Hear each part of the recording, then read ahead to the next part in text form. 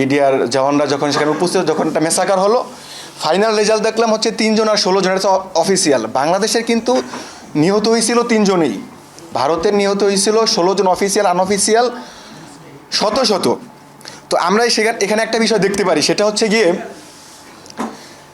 আমাদের যেটা মনোবল, আমাদের একটা শক্তি সাহস, এই শক্তি সাহস বাঙালি, এটা বীর বাঙালি, বীর বাঙালি যে একটা শক্তি সাহস, এই শক্তি সাহস কিন্তু বিএসএফের নাই। এটা তো তার জ্বলন্ত প্রমাণ। ঠিক কী করলো? এরই প্রেক্ষিতে তারা তাদের আধিপত্য যখন ঘুরে দেওয়া হইল, তাদের পাদুয়া যে আধিপত্য ছিল এটা ভেঙে দেওয়ার পরে যখন 2 দিন পরে এরা আসা এতে আক্রমণ করলো, ঠিক তখন পারে নাই।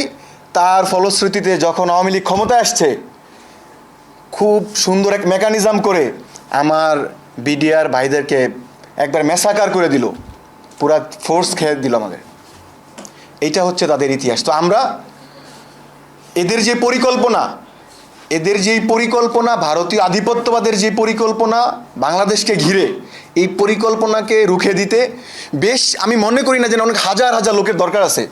কারণ আমাদের যে প্রথম যুদ্ধটা হয়েছে, সেই যুদ্ধে আমরা তো বিজয়ী হয়েছি। অল্প কিছু সংখ্যক সদস্যদেরকে নিয়ে, বিডিআর জওয়ানদেরকে নিয়ে আমরা বিজয় লাভ করছি। সো আমরা মনে করি যে আমরা যদি রুখে দাঁড়াই, ভারতীয় আধিপত্যবাদের বিরুদ্ধে যদি আমরা রুখে দাঁড়াই, তাহলে আমাদের হাজার হাজার ফোর্স, হাজার হাজার সেনাবাহিনীর বা হাজার হাজার আমাদের বিজিএফ দরকার নেই।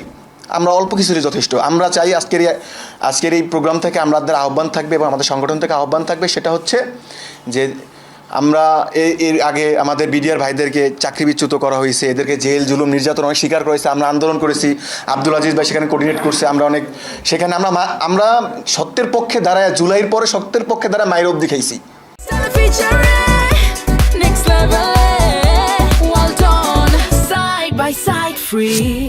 সো আমরা চাই সরকারের প্রতি আমাদের উদারতা আহ্বান থাকবে যে আমাদের এই বিডিআর জওয়ানদেরকে পুনরায় আবার তাদের চাকরিতে বহাল করা হোক, যাদেরকে বিনা কারণে জেল জুলুম দিয়ে আটকিয়ে রাখা হয়েছে, এদেরকে ছেড়ে দেওয়া হোক।